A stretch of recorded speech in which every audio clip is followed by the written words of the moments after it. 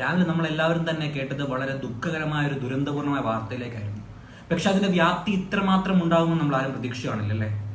ഒരുപക്ഷെ ഇപ്പോൾ വയനാട്ടിൽ നടന്നുകൊണ്ടിരിക്കുന്ന രക്ഷാപ്രവർത്തകരെ പോലും അമ്പരപ്പിച്ചുകൊണ്ടുള്ള രീതിയിലുള്ള ഉരുൾപൊട്ടലായിരുന്നു അവിടെ നടന്നത്. നമുക്ക് പിന്നീടാണ് തിരിച്ചറിയാൻ കഴിഞ്ഞത്. കേരളം കണ്ടതിൽ വെച്ച് തന്നെ ഏറ്റവും വലിയ ദുരന്തമായി ഇതിനെ കണക്കാക്കാം. കാരണം ഇങ്ങനെ ഒരു ഉരുൾപൊട്ടൽ ഇതിനു മുമ്പ് എങ്ങും ഉണ്ടായിട്ട് കേട്ടിട്ടില്ല. പക്ഷേ ഇതിൽ ജീവൻ പോയവരും പരിക്കേറ്റവരും പിന്നെ എന്താണ് പറയുക, തങ്ങളുടെ ജീവിതകാലം മുഴുവൻ സമ്പാദിച്ചും കടം മേടിച്ചും കഷ്ടപ്പെട്ടും ഉണ്ടാക്കിയ സ്വത്തുവകകൾ നഷ്ടപ്പെട്ടവർ ഒരു ഭാഗത്തും, പ്രകൃതി ഉഗ്രരൂപിണിയായി അവിടെ എന്താണ് താണ്ഡവമാടുകയാണ്. ഒന്നും ചെയ്യാൻ പറ്റാത്ത രീതിയിൽ, അതായത് അവരെ എങ്ങനെ രക്ഷപ്പെടുത്തണം എങ്ങനെയോ സാധിക്കുമെന്നോ ഒന്നും തന്നെ നമുക്കറിയില്ല. അവർക്ക് വേണ്ടി പ്രാർത്ഥിക്കുക എന്നല്ലാതെ നമുക്ക് മുമ്പിൽ മറ്റൊരു ഓപ്ഷനുമില്ല. ഇന്ന് സ്ക്രോൾ ചെയ്യുന്നതിനിടയ്ക്ക് ഈ ചേട്ടൻ്റെ ഒരു വീഡിയോ എന്നെ വളരെയധികം എന്താ പറയുക, മനസ്സിനെ പിടിച്ചു വലിച്ചു കഴിഞ്ഞു. ഈ ചേട്ടൻ്റെ വീഡിയോ ജസ്റ്റ് ഒന്ന് കണ്ടു. ഞാൻ ആദ്യം എൻ്റെ വീട്ടിലായിരുന്നു, കിടന്നുറങ്ങായിരുന്നു. ഒരു 1:30 ആകുമ്പോൾ ഒരു ഭയങ്കര ഒച്ച പറഞ്ഞാൽ ഒരു മണവും ഒരു ഒച്ചയും. പാല് തുറന്ന് നോക്കിയപ്പോൾ വീട് കുലുങ്ങുക. ഞങ്ങൾ താമസിക്കുന്ന ആ റോഡിൻ്റെ മേലെ ഭാഗം കുലുങ്ങുക. അപ്പം ഞങ്ങൾ അങ്ങോട്ട് ഓടി. അപ്പോൾ പോസ്റ്റുകളൊക്കെ വീഴുന്നുണ്ട്, നമ്മളെ കണ്ട് വരുന്ന കമ്പിയൊക്കെ വീഴുന്നു. അപ്പോൾ പിന്നെ കുറച്ച് നേരം ഞങ്ങൾ ഒരു അരമണിക്കൂർ നോക്കിയപ്പോൾ ഞാനും അതിൻ്റെ ആലോചിച്ച ഒരു ചെക്കനും 2-3 ചെക്കന്മാരും അപ്പം തന്നെ എന്ത് ചെയ്ത്, പിന്നെ ഈ സുജാതൻ്റെ വീട്ടിൽ ഇവർ കരയുന്നുണ്ട്. അവരെ പിടിച്ചിട്ട് ഞങ്ങൾ മേലോട്ടാക്കി.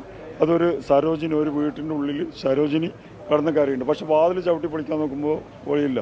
അപ്പോൾ ഒരു കോടാലി കിട്ടി. കോടാലി കൊണ്ട് പൊളിച്ച് സരോജിനി എന്ന് ആ സ്ത്രീനെ ഞങ്ങൾ മേലെ കെട്ടി. പിന്നെ റെജി, അവരൊരു 5-6 ആൾക്കാരുണ്ട്, വയസ്സായ അമ്മയും ഓർക്കുന്നുണ്ട്. പിന്നെ ഒരു പാറ അടിച്ചിട്ട് ഒരു ചേച്ചി ഉണ്ടായിരുന്നു, ഒരു എല്ലൊക്കെ പൊട്ടിയിട്ട് ഒന്നിവിടെയൊക്കെ ചോരന്ന് അവരെയും ഞങ്ങൾ സേഫാക്കിയിട്ട് മേലോട്ടാക്കി. അത് കഴിഞ്ഞപ്പോൾ ഒരു സമയം. അപ്പോൾ എൻ്റെ അച്ഛനും എൻ്റെ അമ്മയും എൻ്റെ പെങ്ങളും പിന്നെ പെങ്ങളെ മോളും എൻ്റെ അമ്മയും താഴെയാണ്. അപ്പോൾ പിന്നെ എൻ്റെ പെങ്ങളെ മോളെ ഭർത്താവ് ചെന്നൈയിലാണ്. അപ്പോൾ എൻ്റെ അച്ഛനും അമ്മയും ഒളിച്ചുപോയി, അവൻ്റെ അച്ഛനും അമ്മയും ഒളിച്ചുപോയി. അപ്പോൾ അവളും കൂടി പോയാൽ ഞാൻ ജീവിച്ചൊരു കാര്യമില്ല. മാമ ഒന്ന് ഓടി ചെല്ലുക. ഞാൻ പോയി അവിടെ എത്തിയപ്പോൾ അടുത്ത ഉരുൾപൊട്ടൽ വരുന്നു, ഭയങ്കര ഒച്ച. ഞാൻ കയറുമ്പോൾ ഒരു ചേട്ടൻ്റെ, ഒരു ഓളബിക്സിൻ്റെ ചേട്ടൻ്റെ പേരെന്ന് പറയും, ആ ചേട്ടൻ്റെ വീട്ടിലേക്ക് പിന്നെ എല്ലാവരും കൂടി അവിടെ എത്തിയിട്ടുണ്ട്. ഒരു 10-16. ഞാൻ, വേണു, എൻ്റെ പെങ്ങള്, അച്ഛന്, അമ്മ, ആ ചേട്ടൻ്റെ മകള്, പേരക്കുട്ടി, പിന്നെ അവിടുത്തെ കുറച്ച് ആൾക്കാർ, 10-18 ആൾക്കാരുണ്ട്.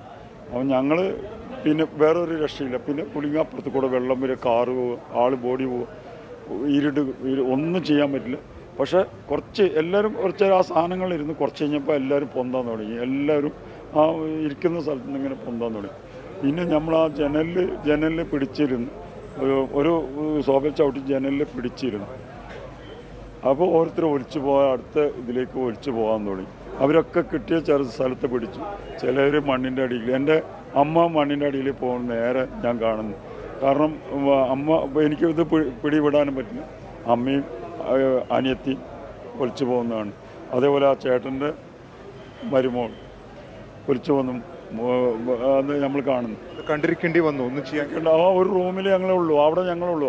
രാവിലെ എന്നിട്ട് ഞാൻ ഈ വെളിച്ചം വന്നപ്പോൾ എന്താ വെച്ചാൽ ഈ രക്ഷപ്പെട്ടവരെ 2-3 സാരി ഉണ്ടായിരുന്നു, അത് അതിൽ കെട്ടിയിട്ട് പിന്നെ ഇവരെ കയ്യിൽ കൊടുത്ത് ഓരോരുത്തർ നടത്തിച്ച് കൊണ്ടുപോയി ആ സുദർശൻ്റെ ടെറസിന് മേലെ 2 ആളുടെ അതിലേക്ക് കയറ്റി കൊടുത്തു. അവർ കയറാൻ പറഞ്ഞു. അവിടുന്ന് പിന്നെ ഈ രക്ഷാപ്രവർത്തകർ വന്നിട്ട് പറഞ്ഞു. ആരൊക്കെ രക്ഷപ്പെട്ടതിൽ വേണുവിൻ്റെ കുടുംബം, വേണുവിൻ്റെ ഫാമിലി, ഈ ചേട്ടൻ്റെ മോന്, പിന്നെ എൻ്റെ പെങ്ങളെ മോളും കുട്ടി, എൻ്റെ അച്ഛൻ, എൻ്റെ അമ്മയും എൻ്റെ അനിയത്തിയാണ് ഇതിൽ മരിച്ചത്. പിന്നെ മേലെ വീട്ടിൽ എൻ്റെ ഭാര്യൻ്റെ 2 ഏടത്തിമാർ, ഏടത്തിൻ്റെ ഒരു ഭർത്താവും, സുഖല കിടക്കുന്ന ഭർത്താവും, ഏടത്തിമാർ 2 ആളും. ഇപ്പോൾ ഏടത്തിൻ്റെ ഒരു ബോഡി ഐഡൻറ്റിഫൈ ചെയ്തിട്ടുണ്ട്. ഇത് നേരിട്ട് കാണുക. ഞാൻ പോയിന്ന് തന്നെ വിചാരിച്ചു, എല്ലാവരും പോയിന്ന് തന്നെ വിചാരിച്ചു, ഒരു മാർഗമല്ല. പക്ഷെ ഇപ്പോൾ അവിടെ പോയ ആ ഒരു ചെറിയ റൂമാണ്, ആ ഒരു റൂമിൽ ചളി ഇങ്ങനെ പൊന്തി ഇവിടെ മുട്ടാനായി, വേറെ ഒരു മാർഗമില്ല. ഞാനെന്താ ഓക്കെ, മുണ്ടക്കൈയിലും ചുരുമലയിലും സ്വന്തം ബന്ധുക്കളെയും ഉറ്റവരെയും സ്വത്തും കുടുംബവും എല്ലാം നഷ്ടപ്പെട്ട പലരുടെയും വാക്കുകളുടെ ഒരു പ്രതിനിധിയാണ് ഇവിടെ കേട്ടത്. ഈ ചേട്ടൻ്റെ ഈ വാക്കുകൾ കേട്ടപ്പോൾ വളരെ സങ്കടം തോന്നിപ്പോയി. സ്വന്തം അമ്മയും അനിയത്തിയും കൺമുമ്പിൽ ഒലിച്ചു പോകുന്ന സമയത്ത് പോലും മറ്റുള്ളവരുടെ ജീവൻ രക്ഷിക്കാൻ പോയ ചേട്ടന് എന്നും ഒരു ബിഗ് സല്യൂട്ടാണ്. കൺമുമ്പിൽ വെച്ചാണ് സ്വന്തം അമ്മയും അനിയത്തിയും ഒലിച്ചു പോയത്. ആ സങ്കടമൊക്കെ വെച്ചുകൊണ്ട് തന്നെ ആ ഉള്ളിൽ സംസാരിക്കുന്ന ആ ചേട്ടൻ്റെ ആ ഒരു വീഡിയോ കണ്ടപ്പോൾ സത്യം പറഞ്ഞാൽ ഹൃദയം വേദനിച്ചു പോയി.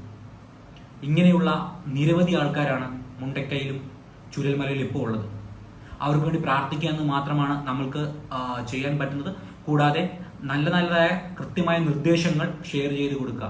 അനാവശ്യമായിട്ടുള്ള ഒരു തരത്തിലുള്ള നിർദ്ദേശങ്ങളോ വ്യാജ പ്രചരണങ്ങളോ ഈ സമയത്ത് നടത്തുന്നത് രക്ഷാപ്രവർത്തനത്തെ പ്രതികൂലമായി തന്നെ ബാധിക്കും. അതുപോലെ തന്നെ വയനാട്ടിലേക്കും മറ്റുമുള്ള പരമാവധി യാത്രകൾ ഒഴിവാക്കുക. നമ്മൾക്ക് അവരെ രക്ഷിക്കാൻ സാധിച്ചില്ലെങ്കിലും അവർക്ക് വേണ്ടി പ്രാർത്ഥിക്കാനും അവർക്ക് സഹായം എത്തിച്ചു കൊടുക്കാനും സാധിക്കും. പക്ഷെ അത് ത്രൂ പ്രോപ്പർ ചാനൽസ് വഴി മാത്രം. നമ്മളായിട്ട് ഒരു രീതിയിലുള്ള എന്താ പറയുന്നത് സാഹസത്തിന്റെ ഈ അവസരത്തിൽ മുതിരരുത്. കാരണം ആർമി വരെ ഇറങ്ങിയേക്കുന്ന സാഹചര്യം എന്ന് ആർമിയും വ്യോമസേനയും എല്ലാം ഇറങ്ങിയിട്ടുണ്ട്. കാരണം വെച്ച് കഴിഞ്ഞാൽ സിറ്റുവേഷൻ അത്രയ്ക്കും വേഴ്സ് ആയതുകൊണ്ടാണ് ഇത്രയും ഒരു വലിയ ഒരു സീനാകുമെന്ന് ആരും തന്നെ പ്രതീക്ഷിച്ചില്ല. കാരണം ഒന്നാമത്തെ കാര്യം രാവിലെ ആയതുകൊണ്ട് തന്നെ പലരും നല്ല ഗാഢമായ ഉറക്കത്തിലായിരുന്നു. പലരുടെയും വീടുകളിലേക്ക് വെള്ളം ഇടിച്ചു കയറി നശിച്ചതിന് ശേഷമാണ് ഉറക്കത്തിൽ നിന്ന് പലരും എണ്ണിക്കുന്നത് തന്നെ. അതുകൊണ്ട് തന്നെ ആ ഒരു അബോധാവസ്ഥയിൽ ആർക്കും ഒന്നും ചെയ്യാൻ പറ്റാതായിപ്പോയി. എങ്ങോട്ട് ഓടണമെന്നോ എന്ത് ചെയ്യണമെന്നോ അറിയാത്ത അവസ്ഥയിലായിപ്പോയി. നിരവധി മൃതദേഹങ്ങളായിരുന്നു ഒഴുകി നടക്കുന്നൊക്കെയാണ് രാവിലെ പറഞ്ഞു കേട്ടത്. ഏകദേശം 100-ൽ കൂടുതലായി മരണങ്ങൾ. കേരളം കണ്ടതിൽ വെച്ച വലിയൊരു ഉരുൾപൊട്ടൽ ദുരന്തമാണ് സംഭവിച്ചിരിക്കുന്നത്. ഇപ്പോഴും മഴ കണ്ടിന്യൂസ് ആയി പെയ്തുകൊണ്ടിരിക്കുകയാണ്. ഇതൊക്കെ രക്ഷാപ്രവർത്തനത്തെ ബാധിക്കുന്നുണ്ട്. നമ്മൾ രക്ഷാപ്രവർത്തകർക്ക് വേണ്ടി അതുപോലെ തന്നെ ഇതിൽ കാണാത്തവർക്ക് വേണ്ടി പ്രാർത്ഥിക്കുക. അവർക്ക് ചെയ്യാൻ പറ്റുന്ന സഹായങ്ങൾ നമ്മളാൽ കഴിയുന്ന രീതിയിൽ നല്ല നല്ല ഷെയറുകൾ കൂടെ ചെയ്തു കൊടുക്കുക. പിന്നെ അതുപോലെ തന്നെ നമ്മുടെ ഷെഫ് പിള്ള സാറും മറ്റും അവിടുത്തെ രക്ഷാപ്രവർത്തകർക്കും മറ്റ് സജ്ജീകരണം ഒരുക്കുന്നവർക്കൊക്കെ വേണ്ടിയും ഭക്ഷണമൊക്കെ വാഗ്ദാനം ചെയ്തിട്ടുണ്ട്. അതുപോലെ തന്നെ നിരവധി പ്രമുഖരൊക്കെ സഹായങ്ങളുമായിട്ട് എത്തിയിട്ടുണ്ട്. ഇതൊക്കെ തന്നെ നമുക്ക് വളരെ ആശ്വാസമേകുന്ന കാര്യമാണ്. അല്ലെങ്കിലും പണ്ടേ കേരളത്തിൽ ഇങ്ങനെ ഒരു ദുരന്തമോ പ്രകൃതി ദുരന്തമോ എന്തെങ്കിലും സംഭവിച്ചു കഴിഞ്ഞാൽ സഹായഹസ്തങ്ങൾ നമുക്ക് നാലുപാടിൽ നിന്നും എത്തിയിരിക്കും. കാരണം നമ്മളും അതുപോലെ തന്നെയാണ് നിൽക്കുന്നത് എല്ലാവരോടും. കരുണയുള്ള മനുഷ്യരെ ഒരിക്കലും ആരും കൈവിടില്ല എന്ന ഉത്തമ ഉദാഹരണമാണ്. 2018 പ്രളയവും അതുപോലെ തന്നെ കൊറോണയും ഓക്കിയും ഒക്കെ നമ്മൾ അതിജീവിച്ചില്ലേ, ഇത് നമ്മൾ അതിജീവിക്കും. അതിനുവേണ്ടിയുള്ള പ്രാർത്ഥനയും മറ്റു കാര്യങ്ങളും മാത്രം നമ്മുടെ ഭാഗത്തുനിന്ന് തുടരുക. ഇതും നമ്മൾ അതിജീവിക്കും.